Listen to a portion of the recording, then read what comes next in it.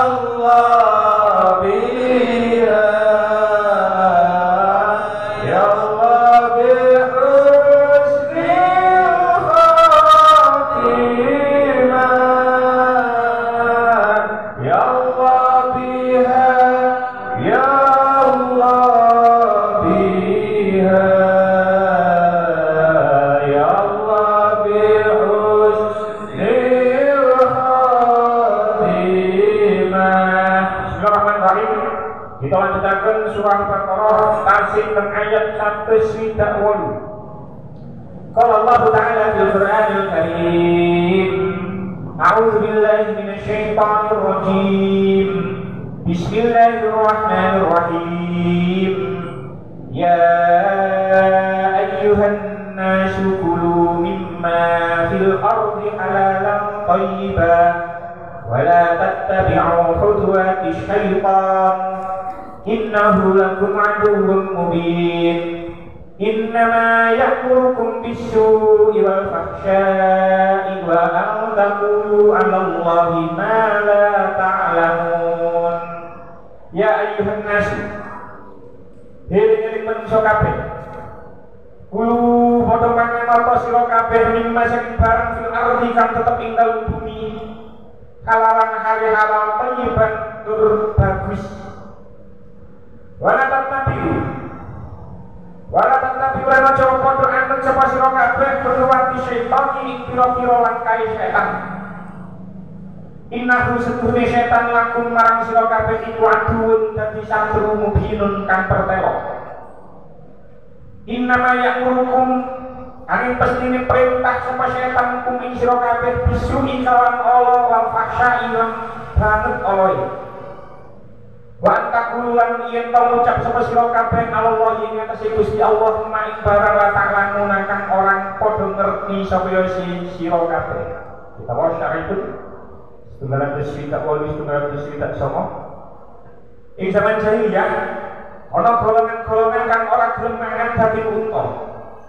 Alasane jarene disediakake marang pepundhene. Mulane Allah Ta'ala nurunaken ayat kang sira-sirane para manungsa diparengaken dening Allah Ta'ala makan rezekine Allah Ta'ala kang halal-halal. Para manungsa ora diparengaken nuruti setan, jalan setan iku mungsuh bebuyutan. Wis mestine setan iku tansah perintah Allah lan perintah nglakoni dosa lan perintah ngucapaken haram tumrapé perkara kang sejatine ora diharamaken dening Allah. Ya ayyuhan nas, wahai sekalian manusia, kulu makanlah kamu semua mimma sebagian dari apa fil ardi yang ada di dalam bumi, halalan yang halal, thayyiban dan bagus. Sebagian ayat ini sampun kula terangaken tentang asbabun nuzul ayat ini, sampun kula terangaken apa definisi halal, apa definisi thayyib. Halal itu tidak hanya zatnya saja, ghairu zat juga halal. Ono barang biar atau tidak, ini sampun kula terangaken di antara kula kali panjenengan, di antara masyarakat kita, di antara umat Islam kebanyakan iku moh gelem moh temen mangan barang sing haram secara zat. Kalau baleni di antara kita niku moh temen mangan barang haram sing secara itu zat, barang haram sing secara zat. Tapi di antara kula kali panjenengan niku kadang-kadang rada kendel mangan barang haram sing ghairu zat, sing bukan zat. Niku contohnya nyolong, korupsi, apa maneh gini. Yes, pokoknya mungkin ada salah satu yang bakal buat terangkan lebih panjang lagi, tanggalnya tafsir Al-Marawi disebutkan oleh Syekh Ahmad Abi Mustafa Al-Marawi. Ini salah satu yang berulang itu adalah riba. Itu adalah riba. Kalau kita kamus Al-Quran, kalau tinggal itu dari kitab, riba, kata riba itu dari Al-Quran diulang sebanyak 8 kali. 7 di antara 8 itu ono alnya, ar-riba. Sementara dari satunya itu buatan enten al, dari bapak. Si buatan enten al itu dari Al-Quran hanya riba saja. Itu tentang surah Ar-Rum ayat 13 sama. Selain itu ada 7 kali lafaz ar-riba diulangkan Al-Quran. Salah satu yang paling banyak itu tentang surah Al-Baqarah.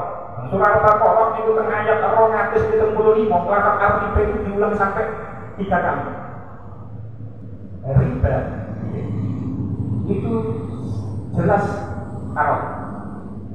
Tafsir Al-Mawardi dikatakan orang-orang memakan riba walaupun secara barang yang dibeli itu adalah sesuatu yang halal, tapi kalau dihasilkan dari riba, diambil dari harta riba, maka itu tetap menjadi haram walaupun haram tadbiri zat, tapi wujudnya hakikatnya tetap haram.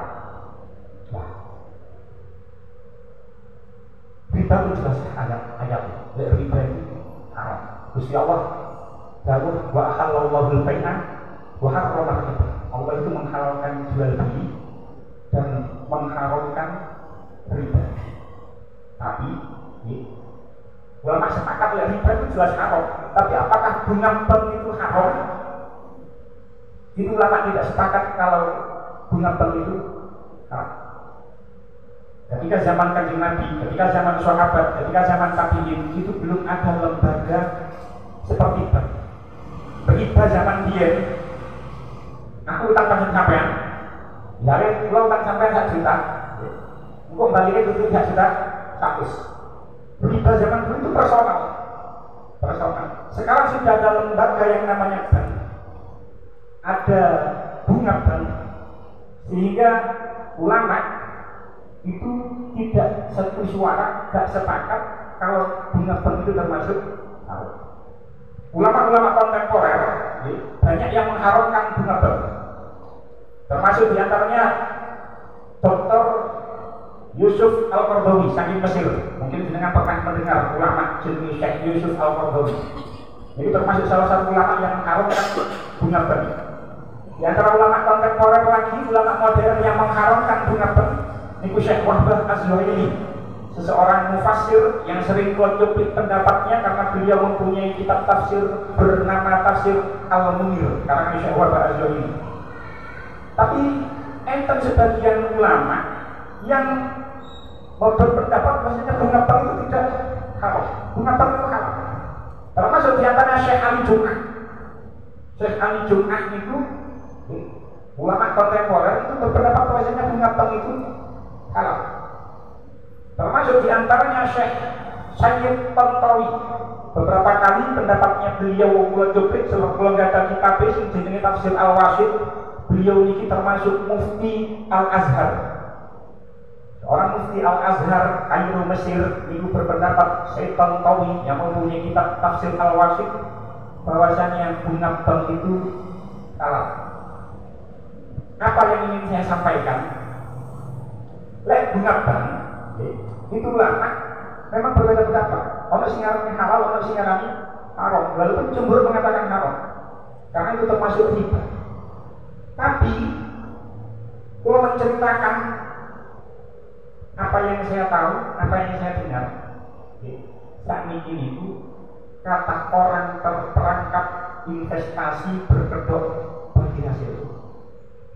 Kalau perlu cerita ini sebab minggu ini 3 hari yang lalu kalau diceluk oleh berita dari viral ini, insya Allah dilukas viral,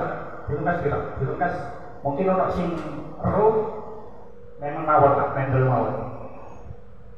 Di sekitar kita masih di lingkup kecamatan Wahyu, ono seseorang anak kiai, anak tokoh di sebuah kampung, di sebuah desa di kecamatan kita, itu membuka investasi bagi hasil. Investasi bagi hasil personal, bukan lembaga seperti bank, Kamu suka mengaku dijanjeni. Ini kejadian minggu yang kemarin kalau masih diceluk kalau lurah setempat, diceluk di kengkang nyewangi tenggoni kantor kepala desa. Sebab nopo investasi bagi hasil ini prospeknya menggiurkan. Kalau dicontohkan seseorang yang setor 1 juta itu dalam kurun waktu 3 bulan niku angsal bagi hasil 300.000, 30% selama 3 bulan. Engkau misalnya setahun modal yang disetorkan, investasi yang disetorkan itu duit balik. jadi 1 juta mang balik saben 3 bulan oleh 30%. Ini berita dari kilat minggu kemarin tasik baru ngelur tenggoni kepala desanya. Nah, sejarah itu agak menyedihkan. Orang-orang yang menginvestasikan tenggoni niki, buatan semangat kalau investasinya itu namanya apa? Itu banyak di antara mereka itu Gus mempunyai pondok pesantren, bahkan di antara sekitar kita itu dua sekolahan yang ngerti hukum, bahkan mungkin proses lurai yang disetorkan itu bukan uang pribadi tapi uang lembaga. Itu sih repot. Ya ono seseorang yang berkecimpung di dunia pendidikan di sekitar kita itu menginvestasikan uangnya 900 juta. 900 juta. Itu patut dicurigai kalau itu bukan uang pribadi tapi uang lembaga. Padahal, bahkan sampai buka simulasi deposito. Lembaga bank kan yang resmi, ini boleh BCA. Ini kalau kita mendepositokan uang 100 juta, ini bunga banknya deposito itu kan selama 3 bulan itu kan duit 100 juta. Itu hanya 591.000 selama 3 bulan. Bayangkan lembaga bank yang resmi, yang kompeten, tingkat bank sentral Asia 100 juta saja, duit 100 juta itu tulungannya bunga banknya itu hanya 591.000. Bagaimana mungkin duduk lembaga hanya pribadi personal yang mengatasnamakan investasi bagi hasil ini menjanjikan 30%. Jadi perlu keluar aturan sebab masih banyak hal seperti ini yang tertipu. Kirangan ten mriki enten napa boten, tapi tidak jauh dari sini itu terjadi. Yo, Lukas mungkin viral. Sampai rumahnya itu diparangi oleh uang. Jadi, lek bunga bank itu jelas, lek kalau hari ini salah, lek riba itu jelas haram. Tapi lek bunga bank tidak semua ulama sepakat kalau bunga bank itu termasuk riba. Orang sih berpendapat bunga bank bukan termasuk riba. Tapi lek personal antar orang itu jelas termasuk riba. Itu definisi halal. Halal barang sing tak haram ono sing zat, ono sing dihoyi zat. Termasuk sing dihoyi zat, sing duduk zat itu adalah riba. Kita bahas masalah thayyib. Ini dari tutup pada keterangan halalan thayyib. Thayyib ingin itu menurut tafsir Al-Munir karena Syekh Al-Azhar ini didefinisikan sebagai mustaqoban fi nafsihi, enak monggo awake, enak monggo ati, tidak hanya sekedar enak, ghairul dharril abdani wala lil uqul, tidak membahayakan bagi badannya dan tidak membahayakan bagi akalnya. Umpama mawon kula iki jenggot dawa terus sarungan celana cingkrang, itu maka saya akan memberikan tambahan keterangan bahwasanya termasuk kategori thayyib, sifat thayyib itu adalah rokok. Rokok itu orang thayyib.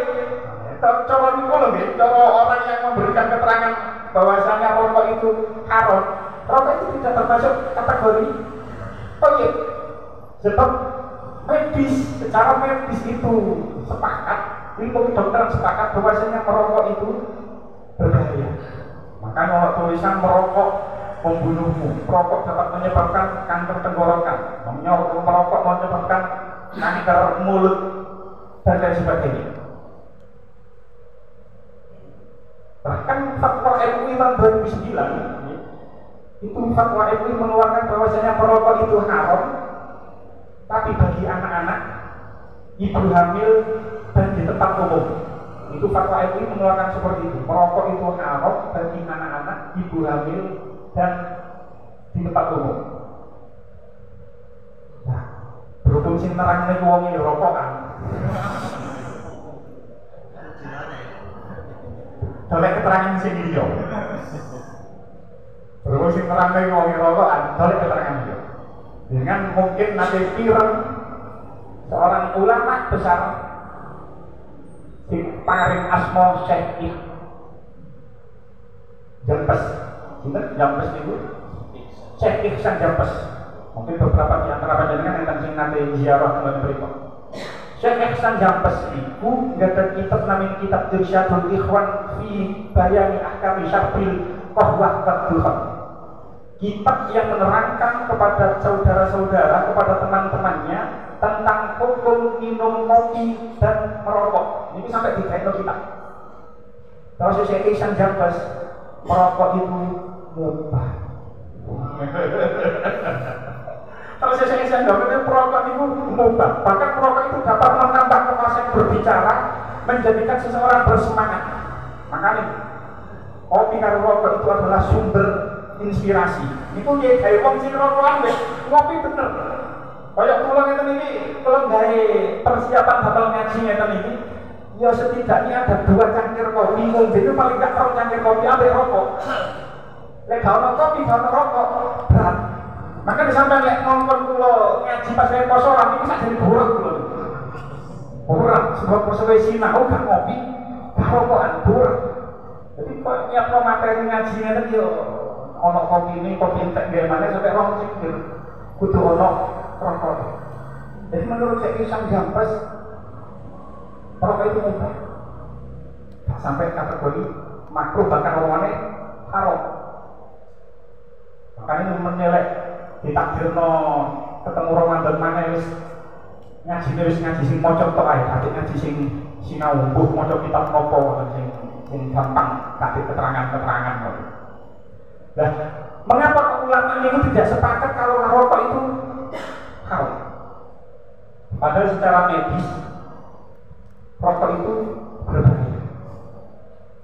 Jawab ini. Di samping kiai ini dhewe beliau rokok kan. Apa maneh Bahsul Masail wong NU, Bahsul Masail bahas rokok, keharuman rokok, Bahsul Masail kan rokokan. Bahas karone rokok, hukumnya rokok pas wayo Bahsul Masail, ketika Bahsul Masail gambar nyekel rokok. Di samping kiai ini dhewe rokokan, bagaimanapun juga tidak bisa kita pungkiri bahwasanya cukai rokok itu menyumbang devisa negara sangat besar sekali. Bahkan 1 tahun itu tahun 2024 itu 183,2 triliun. Rokok yang kita beli itu durung kayu jenggai tok ini sudah kena pajak. Pajaknya itu ada sampai 40% sampai 57%, tergantung. Lek kretek pajaknya lebih murah daripada rokok yang filter. Durung kayu sekedar gawe itu pabrik rokok itu sudah dikenai pajak.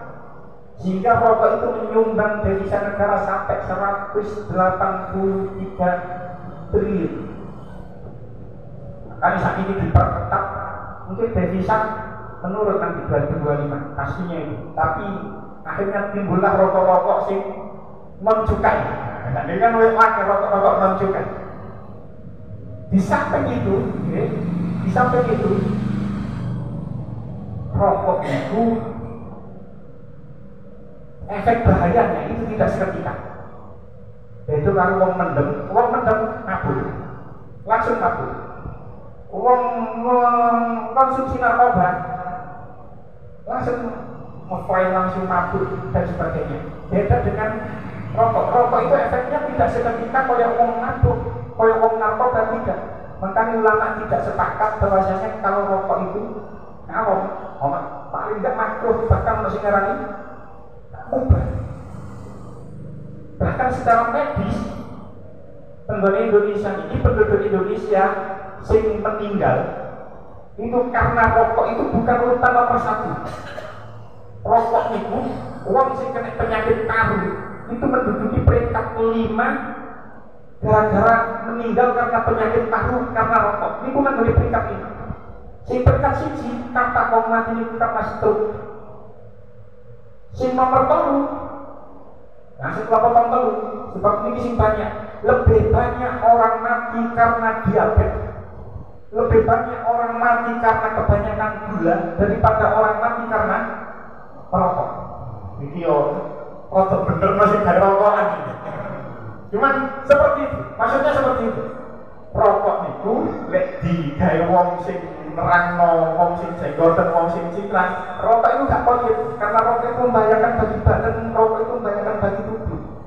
Tapi karena keterangan supaya luas, ya ono sing ngomong makruh, ya ono sing ngomong mubah. Alasannya itu kan rokok itu tidak lebih berbahaya daripada gula. Lek rokok kok haram, minuman-minuman kemasan sehingga kita ya udah diharam karena efeknya anak-anak kita yang sering minum minuman kemasan, teh pucuk, teh rio, teh kokoa itu kandungan gulanya sangat tinggi. Itu kalau banyak minum seperti itu, minuman sing dalam kemasan, itu efeknya nanti ketika tua itu lebih bahaya daripada efek rokok. Seperti sing mati karena diabetes itu di peringkat ketiga, sementara rokok mati karena merokok itu menduduki peringkat ke-5. Nah, terus bagaimana menyikapi ini? Sing ngerti lek halal thayyib, halal sebut jelas. Sing ngerti thayyib dari awake dhewe. Itu ya awake dhewe. Tentu dengan bantuan orang yang ahli, dalam hal ini dokter, yang mana harus diperkuat dengan hasil lab. Misalnya mawon. Jangan secara lab diambil darahnya, hasilnya mempunyai diabetes tinggi 300-400, otomatis jenengan harus tarak dengan larangan-larangan penyakit diabetes. Yojok mangan sego iso, potong sama sekali gula, sekali gula sama sekali.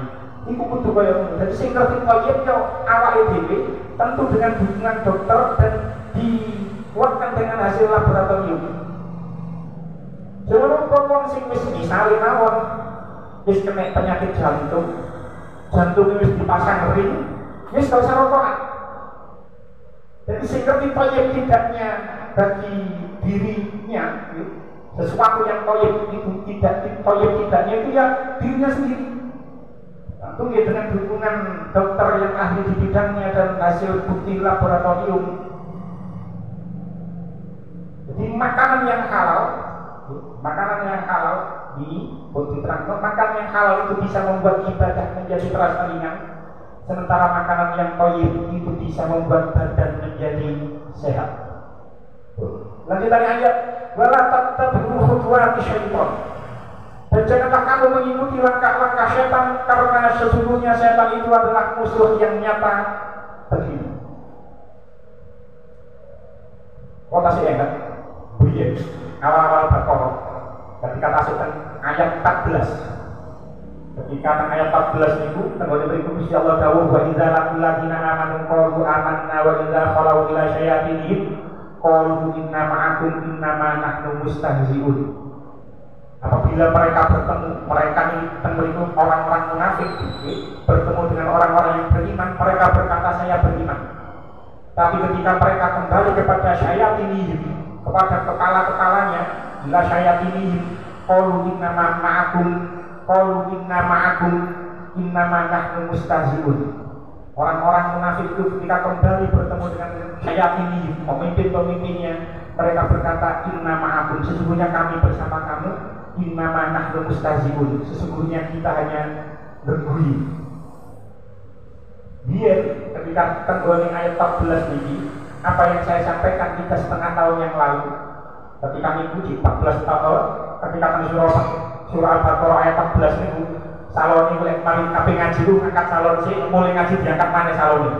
Tahun setengah yang lalu kan yang bisa. Tahu enak bisa salon ini biasa. Ya alhamdulillah bisa enak. Nah, ketika kalau nerang tentang ayat 14 itu, saya sudah menjelaskan 3 tahun yang lalu bahwasanya setan itu bukan makhluk.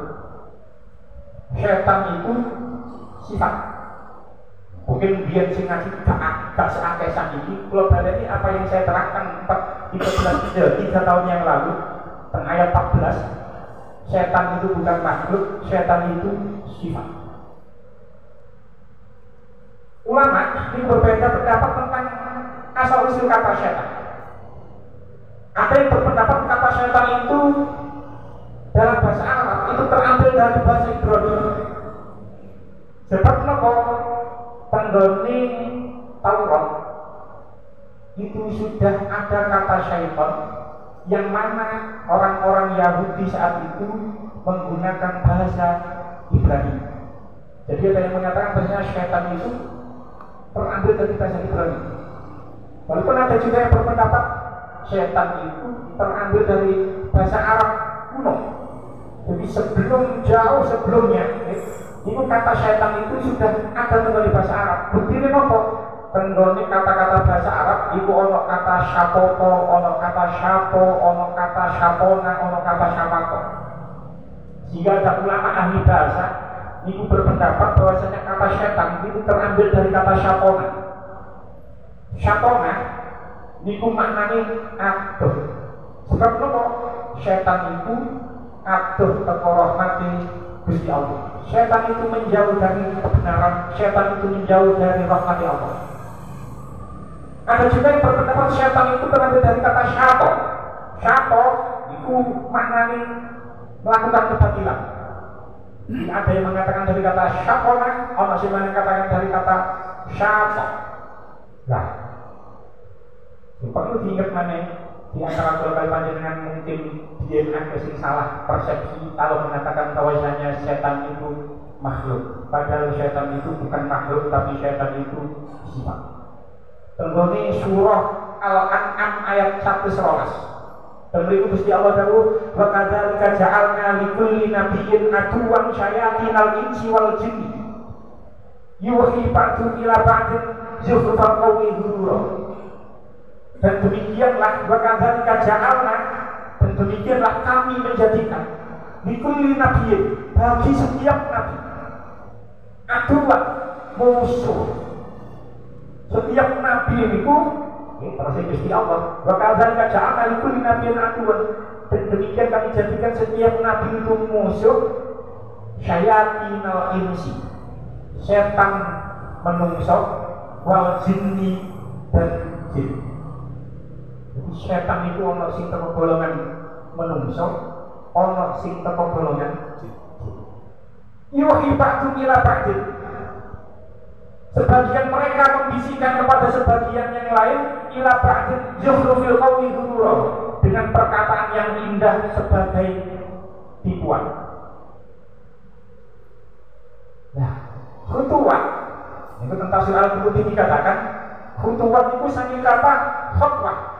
Ana sing membaca khutwah, ana sing baca khutuwat. Jamaknya khutuwat. Artinya apa? Tentang tafsir Al-Qurtubi dikatakan bil fathi bil dhammi. Bisa dibaca khutwah, bisa dibaca khutwah. Ketika mufradnya. Definisinya apa? Ma bainal qadamaini. Sesuatu di antara dua langkah, di antara dua kaki.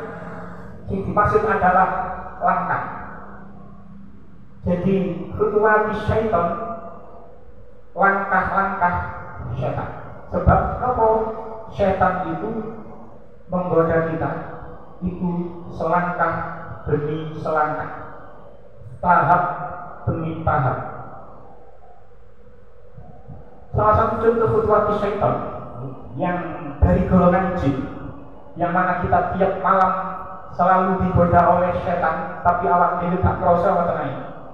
Niku disebutaken tenggone Sahih Bukhari, tenggone juz 1 hadis nomor 1142. Salah satu godaan, salah satu khutuwat syaitan dari golongan jin itu disebutno an Abi Hurairah radhiyallahu anhu anna Rasulullah sallallahu alaihi wasallam qala yaqitu syaitanu ala faqiyati ra'si ahadikum. Nanti Nabi itu nanti dawuh, sesungguhnya setan itu mengikat tengkuk kepala salah satu di antara kamu semua. Setan itu nyancang tengkuk sirai awake dhewe, nggih. Iza wa nama salasa ukabi. Ketika kita tidur, kita itu diikat oleh setan dengan 3 ikatan. Yadribu kulla uqdatin 'alaika lailun tawilun. Setan itu selalu menepuk kita tenang, bengi suwe. Farkut. Ketika itu kita wis ditepuk-tepuk maka kita tidur dengan nyenyak. Tapi tak ini stay kodok fadzakarallah in halak uddatun. Kalau kita terbangun terus kita ingat kepada Allah, maka satu ikatan itu lepas. Hadisnya sahih. Ketika kita tidur itu dibungkuk karo setan, tapi ketika awak dhewe tangi terus langsung eling karo Gusti Allah, mengucap alhamdulillahilladzi ahyana ba'da ma amatana wa ilaihin nusyur, maka satu ikatan yang diikat oleh setan itu lepas. Terus selanjutnya hadis, fa inna wada'a in halat uddatun. Kalau kita mari wudu, maka lepaslah ikatan yang satunya. Fa in shalla in halat uddatun. Terus lek wis ngono awak dhewe salat, maka lepaslah semua ikatan setan itu tadi. Fa asbaha nasitan thayyiban nafsi wa illa asbaha bisan nafsi kaslana. Terus mari ngono awak dhewe isu giat semangat oleh menjalani hidup, itulah karena kita bisa melepaskan 3 ikatan setan. Tapi oleh awak dewi gak bisa melepaskan 3 ikatan setan itu kan asbah atau bisa nafsi kaslana. Kita akan menjalani hari itu dengan bermalas-malas. Nah, setan itu tidak hanya menggoda kita berhenti sampai di situ. Saumpama kula kali panjenengan wis iso tani eling pangeran, terus wudu, terus sholat, itu kadang-kadang setan menggoda kita. Drone, kocok-kocokmu wis jek turu, awakmu wis tani, sembahyang bengi. Itu termasuk dari khutuwat syaitan. Akhirnya ada sifat ujub, akhirnya ada sifat sombong, terus marno langsung tak kerasa, marno tiba-tiba update story, indahnya sholat malam misalnya. Itu bentuk khutuwat syaitan dari golongan syaitan. Setan begitu canggihnya menggoda kita sehingga kita tidak terasa. Ya benar ikatannya sudah lepas, 3 ikatan itu tadi sudah lepas. Tapi kalau kita merasa teman-teman kita masih posisi tidur, kita sudah berpikir bangun tahajud misalnya, itu termasuk min khutuwati syaitan. Bisian setan dari golongan jin. Begitu juga manusia. Mau diterangkan bahwasanya setan dia tak terima golongan manusia. Kok orang manusia sing ngejak menjauh dari Allah, maka manusia itu termasuk golongan setan. Ini sambil gua contoh no. Kadang-kadang di antara kita, ini kalau orang sing ngomong, apa-apa, karong-karong gigi. Nggak ngomong kaya berarti orang itu mengajak kita untuk menjauhkan diri kita dari Allah. Berarti wong itu termasuk setan. Namanya sih ngomong, dolek saiki dolek sing haram ae angel apa maneh sing halal. Kok ana wong sing ngomong kaya ngono berarti itu adalah min khutuwati syaitan dari golongan manusia. Mengajak orang untuk menjauh dari Allah. Kadang-kadang yo sing ngomong kaya ngene, apa judi, apa ngecip, sing penting lek menang gawe gak digawe pangan. Niku apa sing ngomong kaya ngene niku apa? Apa ngecip, lek menang gawe sing penting gak digawe mangan, lek digawe mangan lah dadi daging kok. Akhirnya apa? Bener gue sing menang itu tidak digawe blonjo bojone, gak digawe jajan anake, tapi kadang-kadang itu digawe tuku rokok. Ana sing gak ngerti iki ana. Gak digawe tuku rokok, ana ngoten. Digawe tuku rokok. Menang gak digawe mangan tapi digawe tuku rokok. Digawe tuku pulsa. Aman sing penting kan gak dipangan Gus. Wah, lha apa sih ngomong kaya ngono berarti termasuk golongan setan. Orang mana sih luwih kebajut? Nek penang oleh 70 B diganti kok asih. Orang sih kebajut nek ngono. Lah ana 70 B diganti kok asih. Soale kumpul iki wong kok iki diganti kok asih. Kita menang 70 B. Pak ngoten jadi ono. Lah, itu termasuk khutuwati syaitan. Maksudnya kayak apa? Itu termasuk golongan min khutuwati syaitan. Tak kok golongan menungsa. Lah, syaitan itu innahu lakum aduwwun mubin. Sesungguhnya syaitan itu adalah musuh yang nyata bagi kamu. Dan ini sudah terjadi sejak zaman Nabi Adam dan Ibu Hawa. ketika beliau berdua di dalam surga. Iblis mengajak Nabi Adam dan Ibu Hawa untuk memakan sesuatu itu tidak boleh untuk dimakan. Kan pun diceritakan ke awal-awal Al-Baqarah seperti itu. Jadi memakan sesuatu itu sebenarnya tidak boleh dimakan, tapi dituju oleh iblis. Iblis itu baik jin, itu termasuk setan. Akhirnya beliau berdua makan, akhirnya diturunkan ke bumi. Dan setan sejak saat itu selalu mengajak anak cucu Adam untuk selalu mengikuti setan-setan itu agar mereka mempunyai teman yang banyak. Maka ini pulau tadi panjenengan perbanyak membaca ta'awud, perbanyak meminta perlindungan diri kepada Allah dari godaan setan. Tapi dulu yang mau coba a'udzubillahi minasyaitonirrajim, misalnya nyifi elek, kidian yang a'udzubillahi minasyaitonirrajim, isu sore mau coba a'udzubikalimatillah tammati min syarri ma khalaq. Bahkan ketika kita hendak kumpul karo bojo, itu dungane dia meminta kepada Allah untuk menjauhkan dari setan. Bismillahirrahmanirrahim. Wajad bisyaitonina rozaktana, wajad bisyaitonina rozaktana. Ini dungane iki lek jomblo ya wis tau maca dungane iki kan. Saya ini wis suwe tak maca dungane iki. Kita nonton sering maca dungane iki. Bahkan ketika kita mau kumpul dengan istri kita pun kita membaca doa untuk meminta perlindungan kepada Allah agar dijauhkan dari setan. Lalu setan sing teko golongan manusia gak cukup hanya sekedar donga, ya kudu didoi. Lek donga tok tapi jek gono ya angel. Ya jek digudaya iku wong gugul manjane.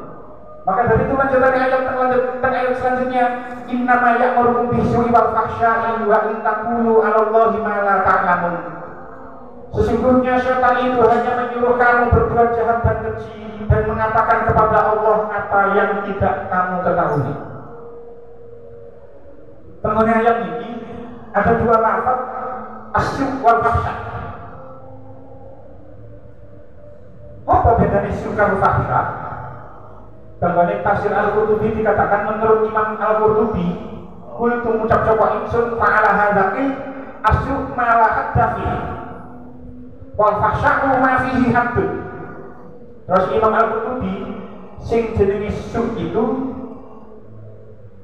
mengartikan sesuatu, menunjukkan pada sesuatu yang buruk, pada amal yang buruk yang tidak ada haknya, gak ada hukuman duniawinya.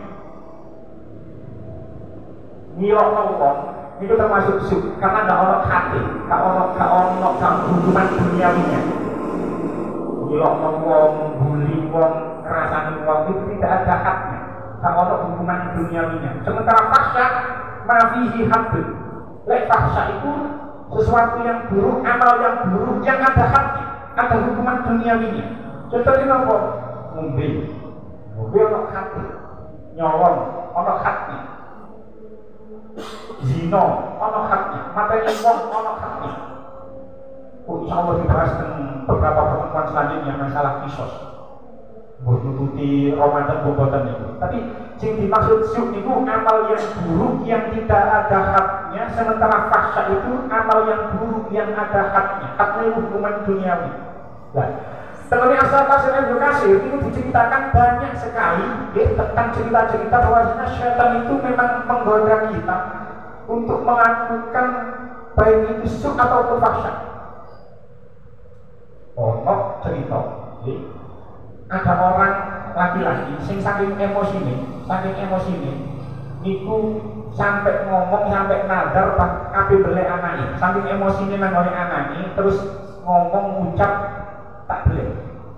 Akhirnya ketika dia sadar kalau dia emosi, terus dia minta fatwa nang seseorang ulama, terus yang bernama Masrur, terus ulama niku memberikan fatwa gantian beleh wedhus.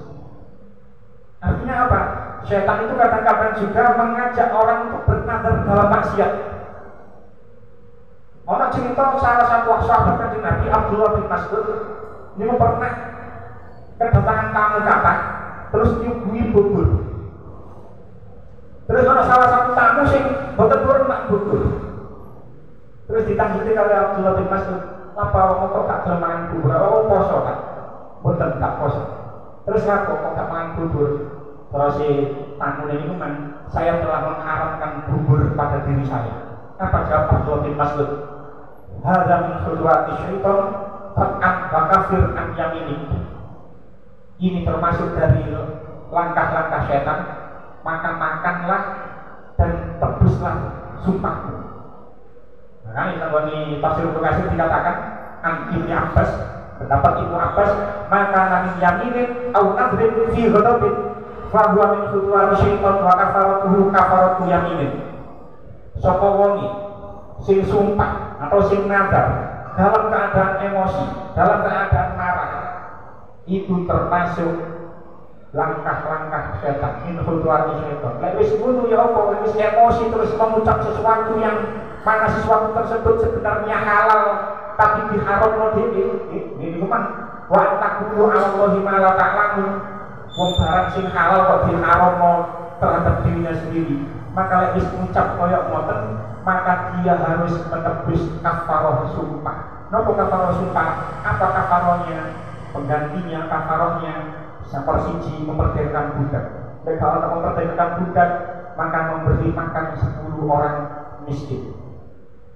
Jika tak kuat memberi makan 10 orang miskin, memberi pakaian 10 orang miskin. Jika tak bisa baru poso 3 hari, tidak harus berturut-turut.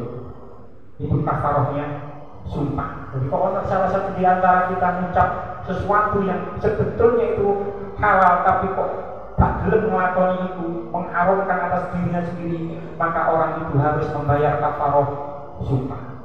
Dan kisah yang paling masyhur di antara min khudwati syaitan ini adalah kisah Barseso. Walaupun masyhur sekali, banyak versi tentang kisah Barseso itu. Cuman kalau membawa kitabnya, kitab Durratun Nasyidin halaman 3 itu diceritakan bahwasanya Anna Barseso abadallaha mi'ataini wa isrina sanatan. Barseso itu menyembah marang Allah, ibadah marang Allah itu sebanyak 220 tahun. Wong zaman dia bukan umat Kanjeng Nabi Barseso ini. Min Bani Israil. Bukan umat Kanjeng Nabi. Jadi umur mereka itu panjang-panjang. 220 tahun ibadah marang Allah, lam yaksilaha fiha tarfata ain, tidak pernah maksiat marang Allah walaupun sepucuk mata, seketik mata. Lanjutane wa kana lahu situna alfatin talamizi. Muridé wakil sampai ono 1.000 yang sunafi hawa ibu barakati ibadatihi. Sampai murid-murid niku sakti-sakti sampai iso melakukan awang-awang. Ceritanya koyo ngoten. Pun jenengan wis pun ceritanya koyo apa.